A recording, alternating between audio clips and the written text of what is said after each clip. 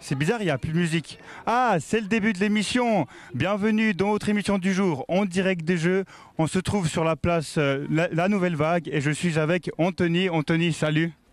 Salut Nico, je vois que tu t'es bien amusé cet après-midi, mais t'es au courant qu'on a eu 2 médailles d'or avec l'équipe de Suisse? Écoute, non, on m'a pas mis au courant, non. Non, je vois pas. C'est jeune, je vous jure, c'est jeune. Bonjour à tous, bonjour Nico. Effectivement, on a eu 2 médailles d'or aujourd'hui, 2 nouvelles médailles. Siri Viguer en ski de fond, de nouveau, elle a doublé à la vallée. Et Marie-Caroline Christa en ski cross sur une piste tracée par Fanny Smith. 2 fameuses invitées pour nous accompagner aujourd'hui. Tout d'abord Corinne Staub, la chef de mission de Suisse Olympique. Bonsoir. Ainsi que Sarah Hatcho, grande athlète, ambassadrice de Lausanne 2020. Bonsoir. Corinne Staub, l'endroit ici s'appelle la Nouvelle Vague, comme la Nouvelle Vague d'athlètes et Nouvelle Vague de médailles, 2 ans de plus aujourd'hui. C'est fantastique pour vous. Oui, c'est extraordinaire, vraiment. On a commencé tellement bien pour les Jeux olympiques de la jeunesse ici à Lausanne. Et on a commencé très très bien. On avait une super première vague. Et maintenant, la deuxième vague, en fait, continue comme ça. Et ça fait du plaisir à voir. Ouais, c'est vraiment cool. Sarah Hatcho, toutes ces émotions, tout ce que vivent les jeunes, en plus, c'est l'équipe de Suisse qui gagne. Est-ce qu'il n'y a pas un petit regret où on se dit, ouais, ça aurait été génial de participer à un truc comme ça? C'est vrai qu'il y a un petit soupçon de jalousie, je dois l'avouer, en visitant déjà leur complexe au bord du lac, en voyant tout ce qu'ils font, surtout voilà, les infrastructures qu'ils ont mis à leur disposition. Je suis un petit peu jalouse, mais voilà, je vois que ça produit de bons athlètes, on voit qu'ils sont à 100%, qu'ils ramènent des médailles, donc tant mieux pour eux. Mesdames, merci. Vous restez avec nous, vous êtes nos invités de l'après-midi. On a dit eu 2 médailles même d'or de plus aujourd'hui. Il y en a une qui a eu lieu à Villars qui avait souri au ski alpinisme. C'est là où on va aller retrouver Quentin. Quentin, parle-nous un peu de cette piste magique. Salut Anthony, et oui, on est à Villars et de l'or, encore de l'or et encore de l'or à Villars. Cette fois-ci avec Marie-Caroline Christa en ski cross. Elle a été suivie par la Tchèque Diana Kolenska et la Russe Vladislava Balyunkina. Et pour parler de ça, je suis avec Sarah Lacarrière qui a pu suivre la compétition. Sarah, dites-nous, c'est quoi le secret de Villars avec les Suisses? Oh bah ici en tout cas à Villars, le ski cross c'est une discipline qu'on aime bien, qu'on apprécie bien puisqu'on a notre médaillée olympique Fanny Smith. Et effectivement il se trouve que Villars porte chance aux Suisses. On avait énormément de monde aujourd'hui et pour cause, un beau dimanche comme ça, il y avait beaucoup de public. Alors peut-être que ça aide les Suisses d'avoir tout ce public au bord de la piste qui les encourage. Mais effectivement c'est une belle performance de la Suissesse. Justement, Sarah Lacarrière, vous êtes responsable du public. Alors comment on met l'ambiance un petit peu à Villars? Il y a des concerts, il y a des initiations, vous pouvez nous en dire un peu plus? Alors dès que les trains arrivent à la gare de Breté, toute l'équipe d'accueil, on est sur le qui-vive et puis on oriente les gens, on les renseigne sur où est-ce qu'ils peuvent se positionner au mieux sur la piste. Il y a même certaines fois, on met la chorégraphie pour les inciter à danser sur la chorégraphie des JOJ. L'ambiance, bon, c'est comme partout, elle tient beaucoup à des bénévoles qui sont très motivés, très soudés. Donc ça se ressent, je pense que le public le ressent et du coup se mêle volontiers à cette fête. Et ouais, donc Villars, c'est de l'or, c'est du soleil, c'est des pistes, c'est des bénévoles qui vous engagez. Un petit mot sur les bénévoles et qu'est-ce que vous faites exactement pour que cette ambiance soit aussi forte? Alors, bon, ce qu'on fait, c'est déjà on renseigne, parce que les premières questions des gens, c'est quelles sont les compétitions qu'il y a, est-ce qu'il y a des Suisses, est-ce qu'il y a d'autres nations. Donc c'est surtout une fonction de renseigner, de positionner les gens. Et puis, bon, bien sûr, il y a des zones qui sont réservées aux athlètes pour qu'ils puissent se préparer. Donc ça, on fait aussi un peu du contrôle de certains accès. Et puis tout autour de la piste aussi, pour s'assurer que le public ne va pas là où il ne doit pas aller et tout se passe merveilleusement bien jusqu'à maintenant, c'est vraiment fantastique. Merci beaucoup Sarah. D'ailleurs, moi je vais continuer à me balader sur Villars pour visiter et je vous retrouve tout à l'heure. À tout Anthony. Bonne visite Quentin, mais fais attention quand même à pas glisser ou à pas tomber dans une crevasse. On a encore besoin de toi d'ici la fin de l'émission. Sarah Hatcho, je vous vois debout, je vous vois bien. Une semaine, vous avez vu une photo de vous à l'hôpital. Comment ça se passe? Comment ça va après l'opération? Ça va vraiment très bien. J'espère que mon médecin ne regarde pas ça. Je suis censée encore utiliser les béquilles, mais non, ça va vraiment très bien. Je reste relativement positive et je me réjouis de reprendre l'entraînement. Alors, pour le médecin, si jamais les béquilles sont cachées, elle les a mis en venant, elle les mettra après pour pas se faire de soucis. Il y avoir quelques semaines d'arrêt, quelques mois d'arrêt. Du coup, après, vous serez prête pour Tokyo, vous pensez? Alors oui, j'ai quand même 3 mois de rééducation, donc ça va être très compliqué de revenir à 100%, en tout cas les premiers mois. Après, voilà, les Jeux, c'est en juillet, fin juillet. J'ai quand même pas mal de temps. J'ai aucune certitude parce que voilà, c'est quand même les Jeux Olympiques, c'est un certain niveau, il faut réussir à arriver au top de sa forme. Donc le but c'est d'y arriver, mais voilà, il ne faut pas trop non plus se mettre de pression et je pense que c'est comme ça que j'y arriverai. Corinne Staub, est-ce qu'en tant que chef de mission, on est en contact avec les athlètes potentiels des mois à l'avance? Pas vraiment, pas trop, mais pour ces Jeux ici, c'était un petit peu spécial parce qu'on avait le team de Rivella, on s'appelait. Là, on a déjà fait une présélection, comme on dit, des athlètes. Et là, on était un petit peu déjà en contact avec les athlètes et aussi on connaissait déjà quelques athlètes des Foshi de Sarajevo. Et comme ça, on pouvait déjà partager un petit peu. Ouais. Sarah Hatcho, est-ce qu'on a vous avez quand même le temps d'aller voir un petit peu les athlètes rapidement? Ouais, c'était très compliqué de s'organiser parce qu'en fait j'étais censée être en Afrique du Sud maintenant, donc j'ai pas forcément pris les devants, etc. Donc maintenant ce qui est cool c'est que je vais pouvoir aller voir un peu la fin des Jeux et surtout pourquoi pas quelques finales mercredi. Allez voir la fin des Jeux, allez voir par exemple l'équipe nationale féminine qui va jouer la demi-finale contre la Suède, donc on parle donc de hockey sur glace féminin. Benjamin Jodiot est allé voir le match contre le Japon avec une défaite malheureuse 5-1.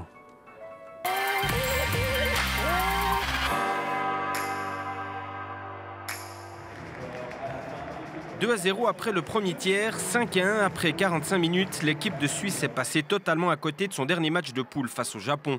Les 27 tirs au but à 9 en faveur des Nippon en sont la preuve. Ils ont bien joué au début. Après, quand ils ont vu qu'ils gagnaient 5-1, je dirais quand même qu'ils ont baissé un peu leur niveau. Puis après, voilà, c'est une défaite. Des jours on gagne, des jours on perd. C'est comme ça. Ouais. Moi, je pense qu'on les a pris un peu trop de haut dès le début. Et puis, ça nous est retourné contre nous. Mais ils sont vraiment bons, rapides, et puis c'est difficile de rentrer dans leur zone. Déjà qualifiée pour les demi-finales avant cette rencontre, la Nati connaît désormais son adversaire dans le dernier carré. Demain lundi à 11h, elle affrontera la Suède.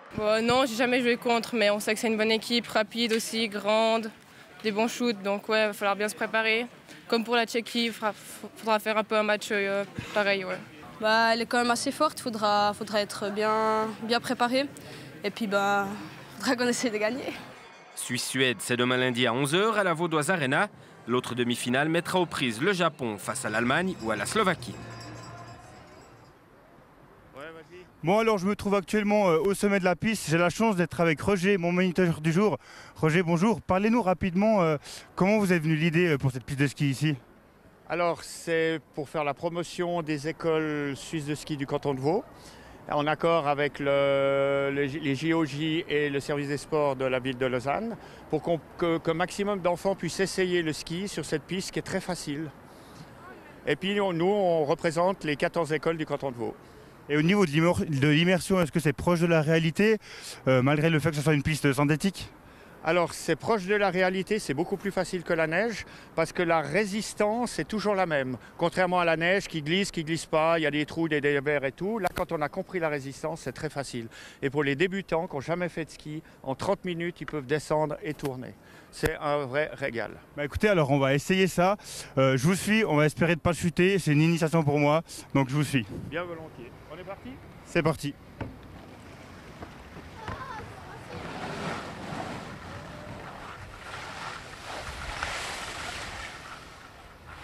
Très compliqué, je vous le cache pas.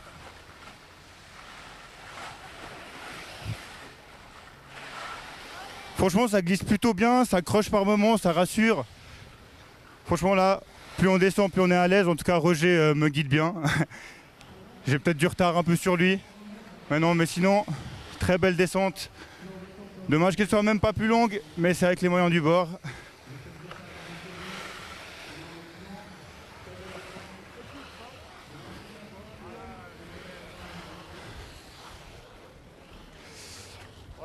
Écoutez, merci Roger, c'était une grosse dose d'adrénaline. Roger, est-ce que la piste est encore ouverte ces prochains jours pour le public? Alors non, on va la fermer dans une demi-heure et puis c'est que pour les écoles. Par contre, si elle est ouverte le soir, il faut voir le programme, je ne suis pas sûr. Mercredi après-midi. Alors mercredi après-midi, venez tester, ça vaut la peine. Pour moi, c'est même une première, donc super, très content. Et comme vous le savez, les JO, ça se passe pas seulement à Lausanne, ça se passe aussi à Saint-Moritz. Et c'est Emmanuel qui allait voir ça sur place.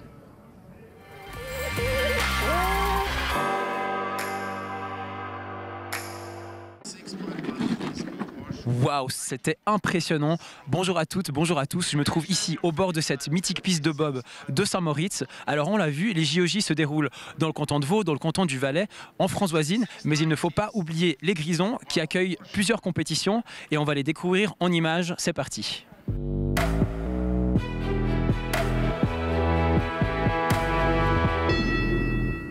Alors je suis en train de remonter cette mythique piste de Saint-Moritz. Cette piste, elle fait 1722 mètres de long. Les entraînements de bob commencent tout à l'heure. D'ailleurs, je vais profiter pour demander un taxi et redescendre parce qu'il y a une autre infrastructure qui est unique ici à Saint-Moritz. C'est le lac gelé qui accueille les compétitions de patinage de vitesse. Alors je vais tout de suite m'équiper. C'est parti.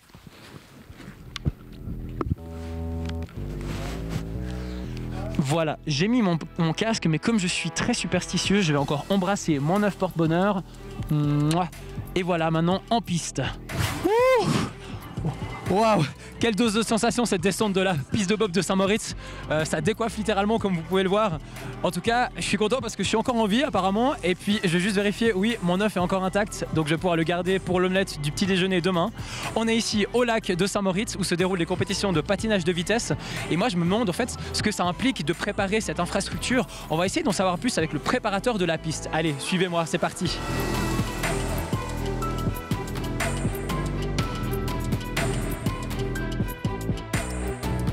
À mes côtés, j'ai Siegfried Ritter, Ziggy pour les intimes, c'est ça. Et puis Siegfried, je me tourne vers vous. On a vu que les compétitions se sont très bien déroulées. Elles se sont terminées tout à l'heure avec la finale femmes. La piste a super bien tenu. Dites-moi en quelques mots, qu'est-ce que ça implique? Qu'est-ce qu'il faut pour préparer une piste comme celle-ci? Alors premièrement, il faut une épaisseur de 25 cm de la glace. Et ici, ils ont vraiment attendu au dernier moment pour donner la responsabilité sur les assurances, c'est possible de faire. Ici à Saint-Moritz, ils ont vraiment fait un job extraordinaire. Bon, bah alors apparemment ça, ce sont des patins de vitesse avec, comme vous pouvez le voir, une lame imposante. Tout à l'heure, j'ai croisé un monsieur qui me disait que le premier pas, c'était le plus important et que je finirais sûrement le nez sur la neige. Donc ça me fait un peu peur, mais je vais les enfiler et monter sur la glace. Allez.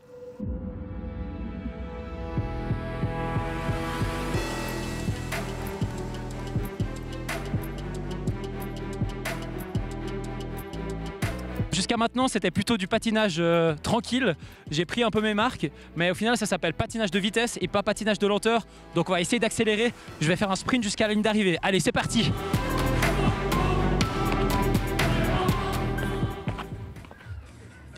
Et il a glissé si vite que, figurez-vous, il est arrivé à Lausanne et même avec de l'avance. Corinne Staub, chef de mission à Suisse Olympique. Finalement, c'est quoi votre travail? C'est quoi le travail de chef de mission? Ben, je dirais que je fais surtout la coordination de la délégation. Normalement, ça commence une année et demie à peu près avant les Jeux. Je suis toujours en contact avec le CIO, avec le comité d'organisation. Je regarde qu'on a toutes les dates pour l'accréditation, j'organise le voyage. Ici à Lausanne, c'était pas très difficile, mais quand même. Et maintenant, sur place, j'ai la responsabilité pour la délégation. Je regarde que tous les athlètes se sentent bien, que s'il y a des petites choses, des petits problèmes peut-être à résoudre, j'espère que je trouve une solution. Mais ici, on coordonne aussi, mais on est là pour des petits problèmes. Donc en fait, c'est vous qu'on doit féliciter pour avoir mis les athlètes dans de bonnes conditions, pour avoir ramené 17 médailles, 8 médailles d'or, et c'est pas encore fini. Donc du coup, j'imagine qu'au niveau de la satisfaction, c'est génial ce que vous vivez. Oui, bien sûr, c'est extraordinaire. Je pense qu'on ne pouvait pas attendre ça. On a espéré de pouvoir peut-être gagner quelques médailles, mais maintenant les succès qu'on a eus, ça c'est extraordinaire. Sarah Cho, les expériences olympiques, ça a l'air d'être quelque chose de vraiment unique en tant qu'athlète aussi à vivre. C'est clairement quelque chose d'unique, c'est quelque chose qui nous apporte vraiment quelque chose, je pense, pour la suite de notre carrière professionnelle, que ce soit sportif ou non. Et je pense que c'est quelque chose qui consolide un peu un caractère. Moi, je trouve qu'en tout cas que c'est une étape très importante. Et en plus, Corinne Staub, c'est des Jeux Olympiques. Alors, c'est les Jeux Olympiques de Lausanne, mais on peut aussi dire que c'est les Jeux Olympiques de la Suisse. Le canton du Valais, partout dans le canton de Vaud, Saint-Moritz aussi. Pour vous, c'est génial. C'est vraiment les Jeux qui reviennent en Suisse. Oui, c'est vraiment génial. C'est aussi quelque chose qu'on sent très bien. C'est pour les athlètes, mais aussi pour les entraîneurs. C'est quelque chose de très spécial. on sent que l'intérêt à notre délégation est beaucoup plus grand que quand on est ailleurs dans un autre pays. Et c'est vraiment cool parce que toutes les familles, tous les amis, ils peuvent venir voir les compétitions, ils peuvent venir visiter le Vortex, le village, et c'est très spécial, oui. Merci mesdames, et du coup pour nous c'est l'heure de retourner de nouveau dans un autre endroit de compétition à Villars, où du coup Quentin, tu te baladais, c'est bon, t'as pu trouver ce qu'il te fallait, la personne qu'il te fallait pour la suite? Eh oui, écoute Anthony, l'ambiance elle monte de plus en plus, on sent qu'il y a de la ferveur dans cette station. Et d'ailleurs j'ai retrouvé Marc-Henri Duc, donc c'est le directeur de l'école de ski à Villars. Marc, encore une belle journée, encore une médaille d'or, vos premières impressions? Oh, c'est génial, c'est clair que des médailles d'or, on est toujours content de les avoir, on est surtout content d'organiser ces JOJ, on est surpris du succès populaire, c'est juste de la folie. Il y a un monde de folie au bord des pistes, la piste est elle-même magnifique. Mais vraiment, quel bel événement. Et justement, donc il y a de la ferveur du public, il y a des médailles, mais c'est aussi grâce aux conditions qui sont comment? Il y a du soleil, il y a de la neige? Les conditions, elles étaient top. Il faisait relativement froid la nuit. La journée, il faisait chaud, donc à part aujourd'hui il fait froid. Mais le reste de la semaine précédente avec le ski alpinisme, soleil, grand beau, qu'est-ce qu'on veut de plus? C'est des images idylliques et puis les athlètes ont eu du plaisir, les spectateurs aussi. Et nous, forcément, les organisateurs aussi, ça c'est sûr. Justement, vous avez parlé des athlètes pour la suite. Vous pensez qu'il y a encore une chance de choper des médailles? Je suis optimiste, oui. Je ne vais pas dire non, je ne vais pas trop m'aventurer dans ce terrain-là, mais je pense qu'il y a encore des chances de médailles. Les Suisses sont costauds en ski cross, on a la neige, on a les montagnes, donc on a les moyens de s'entraîner aussi. Et la suite de l'ambiance, 2 semaines à Villars, ça va être la fête encore toute la semaine? Alors ça va être toute la semaine parce qu'il y a les JOJ, après il y a les Winter National Games qui vont commencer juste derrière, donc c'est clair que pour nous, c'est une très grosse période. On parle de creux de janvier. Là, il n'y a pas de creux de janvier, c'est certain. C'est magnifique pour l'école de ski. Et justement, c'est quoi en fait le rôle de l'école de ski dans ces JOJ? C'est un peu l'expertise technique de l'organisation du ski cross. Il y a le responsable de Swiss Ski qui organise le ski cross. Et dans les postes clés, on y a mis des moniteurs de ski qui n'ont pas porté leurs habits, qui ont dû porter les habits forcément des bénévoles, que j'ai aussi, mais pas ce soir. Mais voilà, c'est l'expertise technique. Et j'ai une dernière question. La piste de ski cross, c'est un exercice pour l'école de ski ou pas? C'est un exercice, mais pas aussi dur que ça. Hein. On ne se fait pas des ski cross pour nous de cette taille-là. Mais c'est clair que ça fait partie de la formation de tout élève dans une école suisse de ski, d'avoir des petits ski cross, des petits parcours, des pump tracks. Et on s'amuse là-dedans en ski ou en snowboard, bien entendu. Je vais prendre un petit cours avec vous après, on fait ça tout à l'heure, d'accord? Avec plaisir, on va y aller. Et voilà, et bien à Villars, nous on va rester là, je pense, un petit coup. Et puis je te redonne la parole, Anthony. Tu peux rester à Villars autant que tu veux, mais demain à 9h, t'es là à la séance du matin. Bonne soirée, merci beaucoup Quentin. Voilà, quant à nous, c'est l'heure maintenant de retrouver Nico qui a l'air d'avoir enlevé ses lattes. Du coup Nico, c'est bon, t'es un peu plus zen maintenant? Écoute, ça va très bien. Après le sport vient l'art. C'est un changement de décor complet pour moi. Je me trouve sous les arches à Graffiti Surf Design et je suis en la présence d'Elodie. Elodie, bonjour. Expliquez-nous en fait, ça consiste en quoi Graffiti Surf Design? Bonjour, alors c'est d'apporter une dimension un peu plus calme à tout ce qui est super sportif comme on a partout dans les JOJ. C'est de pouvoir offrir l'opportunité aux enfants et aux adultes de créer la board qu'ils ont envie. Parce que quand on choisit une board, c'est certes pour des aspects techniques, mais aussi parce qu'on a envie qu'elle soit belle. Donc ce qu'on propose ici, c'est de customiser des silhouettes de surfboard et laisser la créativité parler. D'accord, merci. Je suis également avec Johan. Johan, bonjour. J'ai entendu parler d'un concours. Ça consiste en quoi le concours? Ouais, alors le concours récompense le meilleur design, donc sur les éléments dont Elodie parlait avant. Et puis bah, voilà, les personnes les plus créatives vont être récompensées d'un snowboard anti-conf et d'autres accessoires. D'accord, donc est-ce que c'est encore ouvert au public? C'est jusqu'à quand? Ouais, c'est ouvert au public, c'est jusqu'à mercredi a priori, puis ouvert à tous vraiment, tout âge. Il y a plein de designs qui arrivent, il y a plein de choses, il y a plein de gens qui sont hyper créatifs, donc ouais, n'hésitez pas à venir nous proposer vos idées et puis bah, que le meilleur gagne, quoi. Donc c'est par rapport à un tirage au sort après, ça se passe comme ça? Alors sur les modalités de sélection, je pense que ce sera plutôt défini par l'équipe. Donc malheureusement, j'ai pas l'info de comment ça va être sélectionné. En tant que sponsor, nous on reste un peu en retrait par rapport à ça. D'accord. Johan, je te remercie. Donc encore une fois, on allie art, culture et sport. C'est symbolique à Lausanne. Donc n'hésitez pas à faire parler votre imagination. On va partir maintenant découvrir les sports urbains.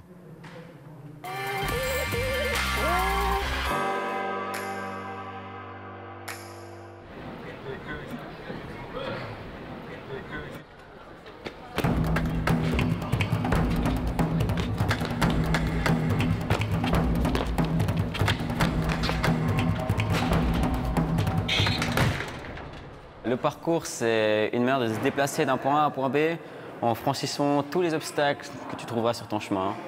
Une manière de s'amuser quand on se déplace. On a appris à amortir les sauts avec les pieds, mais quand on fait un gros saut, les pieds ne suffisent pas. On fait une roulade pour amortir le tout. Là.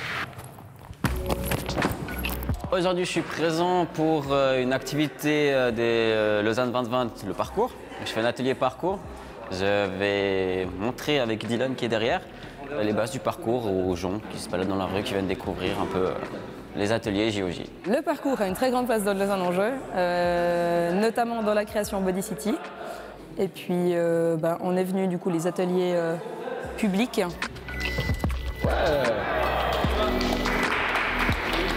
La vision des gens elle a beaucoup évolué ces dernières années. Au début, c'était plus ils nous voyaient comme des vandales ou des gens des voleurs ou quoi que ce soit. Et maintenant, la vision des personnes qui nous voient, elle a changé. Elle est plus ah, c'est génial ce que vous faites, je vous encourage et tout. Lausanne, c'est hyper foisonnant de plein de sports urbains différents où il y a des très bons et très bonnes athlètes et qu'il y a vraiment cette possibilité-là de le mettre en avant. Et pour nous, c'était hyper important justement d'utiliser ces sports urbains comme vitrine de Lausanne.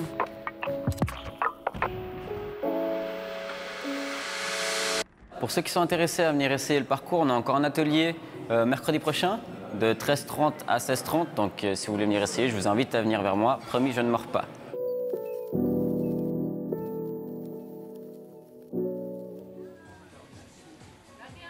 Donc on se retrouve pour la dernière fois sur la place Pépinet à la Nouvelle Vague.